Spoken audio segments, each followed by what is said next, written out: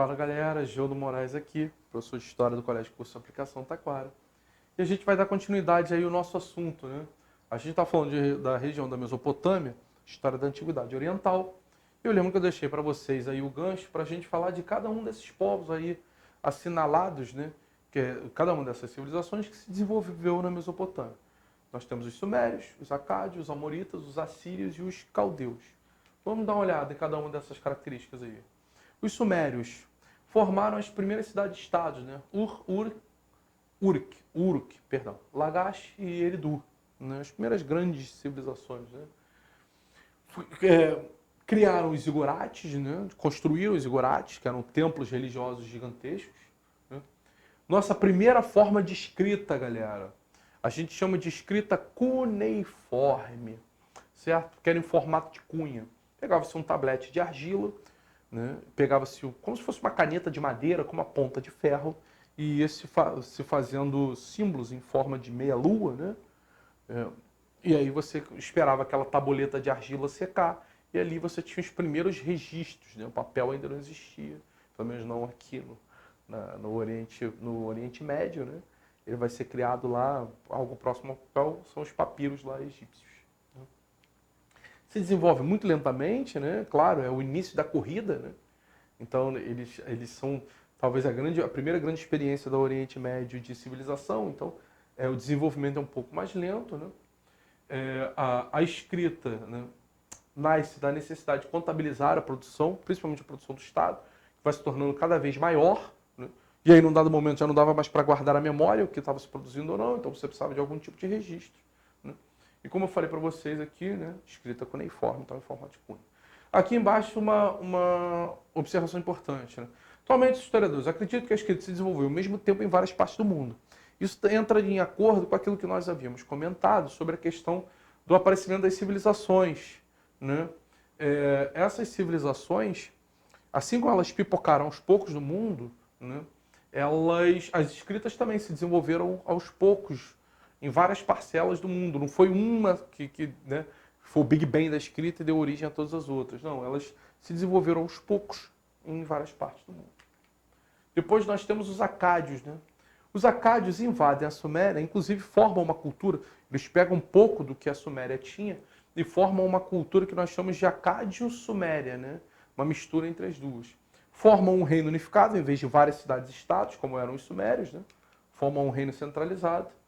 E como eu falei para vocês, incorporam uma série de características do Sumério, inclusive a escrita, né? Eles já absorvem a escrita suméria, só a adaptam, né? Depois nós temos os Amoritas, né? Fundaram a cidade da Babilônia, que no futuro será a sede de um outro império, né? E aqui nós temos o primeiro códice, o primeiro compilado jurídico da história da humanidade, o Código de Hammurabi, né? O Código de Hammurabi ele é considerado um código jurídico na sua essência, contudo, né, você nota que as sociedades ainda estavam no início da sua formação jurídica, né? Porque era muito baseado na ideia do olho por olho, dente por dente. O mal que você sofre, o mal que você pratica, é o mal que você vai sofrer. Bateu, apanhou, roubou, vai perder o dinheiro, né? E matou, vai morrer, e assim sucessivamente, né? Era uma questão muito mais ligada à vingança do que à justiça. Mas é importante deixar claro, galera, que ele não punia as classes sociais da mesma forma, tudo bem? Essa compensação legal, vamos dizer assim, né, de matou, morreu, roubou e tal, ela era entre indivíduos da mesma classe. Se você, por exemplo, matasse um escravo, você não morria, né? Você pagava apenas uma multa. Depois nós temos os assírios, né? São povos que desenvolvem desenvolvem táticas de guerra muito avançados, né? Eles habitavam uma área de passagem lá no início, dá uma olhadinha no mapa. Cadê? Eles habitavam uma região de passagem lá no início da Mesopotâmia, lá em cima, na cabeça, onde está escrito região da Mesopotâmia, tá vendo? Por ser uma região de passagem, quase que um corredor, né? Eles se acostumaram a estar constantemente em conflito para defender seu território. Então, pelo fato de estarem constantemente em guerra, formaram um exército permanente, né? Aperfeiçoam táticas militares, principalmente carros de combate, né? Passam a usar armas de ferro, até armas mais bem terminadas, mas principalmente carros de combate. Aqui está carros de combate, obviamente faltou um R aqui, mas são carros de combate que davam aos assírios uma vantagem enorme, né? Você tinha um cavaleiro numa charrete pequena, tipo uma bica, né? E atrás dele ia um lanceiro, né, jogando dardos. Dardos eram lanças menores, obviamente, para poder caber, ou um arqueiro com arco e flecha, né?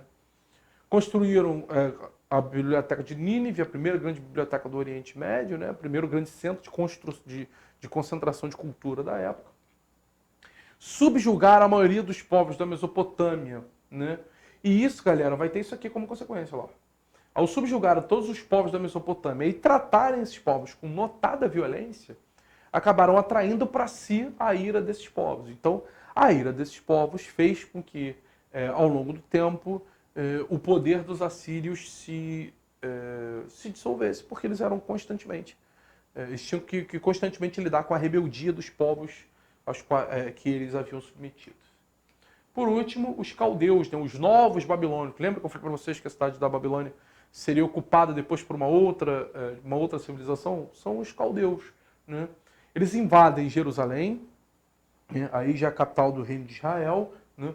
Destrói o templo de Israel, né? Inclusive é nessa destruição do templo de Israel que a Arca da Aliança teria desaparecido, né? E levam os judeus como cativos. Esse episódio está descrito na Bíblia como o cativeiro da Babilônia. Beleza, galera? A expansão teria gerado riqueza para a reforma da cidade da Babilônia. Como eu falei para vocês, ela foi sede de um império anterior, então ela precisava de uma grande reforma. Incluído nessa reforma urbana, vamos chamar assim, nessa revitalização da cidade, está isso aqui, ó.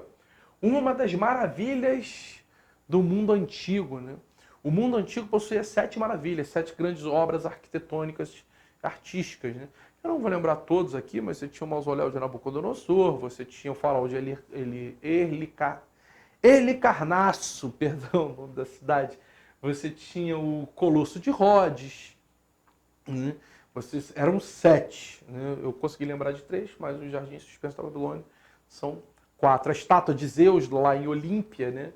onde aconteciam as Olimpíadas, 5, faltam 2. Na verdade, falta um, porque tem uma surpresa aí no meio. Os Jardins Suspensos da Babilônia se chamavam assim porque essas plantas, né, elas eram criadas, desenvolvidas no teto das casas. Então, ao longe, a muralha te impedia de ver as casas, mas dava para ver o jardim. Então, a sensação é que ele flutuava no ar. Daí, jardim suspenso, ele ficava no teto das casas.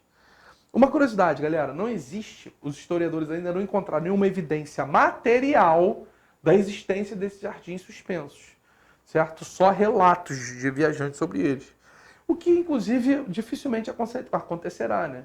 Se você considerar que essas civilizações, né, têm séculos de existência, séculos atrás de existência, dificilmente a gente vai encontrar algum vestígio de alguma planta, de alguma flor que tenha sobrevivido aí, né? Mesmo que só o vestígio tenha sobrevivido tantos séculos, né, de intempérie do tempo. Eu falei para vocês que eu tinha uma surpresa.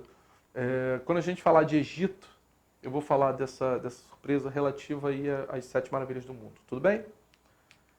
Bom, a gente fica por aqui, galera. No próximo encontro a gente se vê. Tudo bem? Beijo no coração de todos. Até a próxima.